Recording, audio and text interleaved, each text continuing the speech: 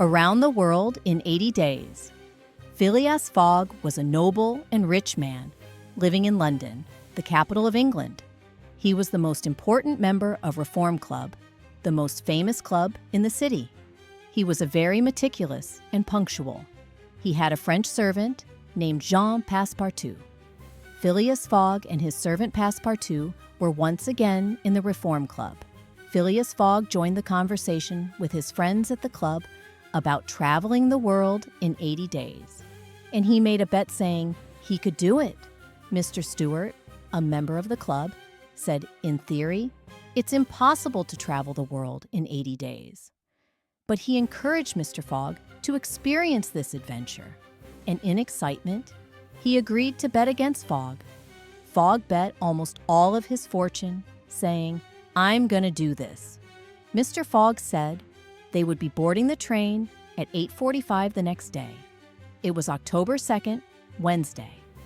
The bet was that he was supposed to return from his trip before 8:45 on Saturday, December 21st.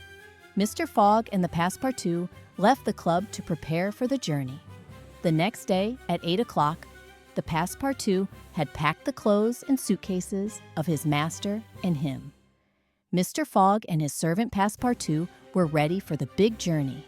When Mr. Fogg and the Passepartout arrived at the station, they saw the train for the journey was ready. They bought 2 tickets for Paris. Then, they packed their bags and sat on their seats in the wagon. Mr. Fogg's train left London at 8:45 and arrived in Paris the next morning. Then they arrived in Suez, where they would meet Detective Fix. Mr. Fix was after a bank robber. This bank robber looked a lot like Mr. Fogg. Detective Fix was carefully investigating every passenger in the Mongolia ship. When it came to Mr. Fogg, Mr. Fix looked at him very carefully. He looked a lot like the robber he was looking for. He asked questions to Passepartout about his master, but Passepartout did not answer the questions. Mr. Fix has sent a telegram to London through the British consul for warrant to arrest Mr. Fogg. Mr. Fix was following them when they reached the Indian harbor city of Bombay. Mr. Fogg bought an elephant from Bombay and set off with the Passepartout to the city of Allahabad. On their journey, they came across an Indian convoy. They rescued an Indian woman named Aouda, who was taken to the temple with her dead husband, and according to a tradition, she would be imprisoned there. When they took Aouda with them, they quickly set off to catch the train. When they reached Calcutta, Mr. Fix, who followed them there, wanted to arrest them, but they got away. They decided to take a steamship to Hong Kong, but Mr. Fix didn't give up following them. When they reached Hong Kong, they decided to go to Yokohama from there. Fix thought Hong Kong was the last chance to catch Fogg. He explained his suspicion about his master to Passepartout, but he never believed that his master was a robber. They boarded on the steamship to Yokohama. When they arrived in Yokohama, they traveled through the streets of the city and liked it very much. The next day, the Passepartout saw Mr. Fix on the boat in Yokohama. Mr. Fix to Passepartout, I want to help Mr. Fogg. Oh, then you must know he is not a robber, said Passepartout. No, he's a robber, and I have a warrant to arrest him. But I will use that warrant when I return to London, not here, said Fix to Passepartout.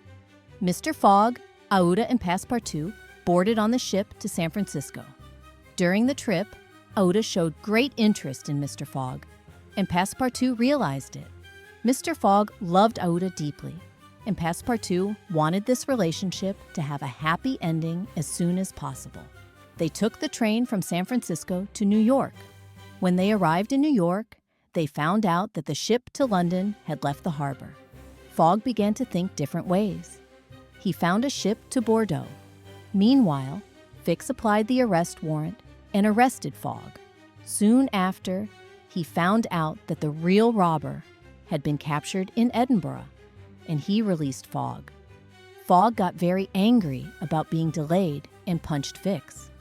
But since the train to London had already left, Mr. Fogg rented a private train.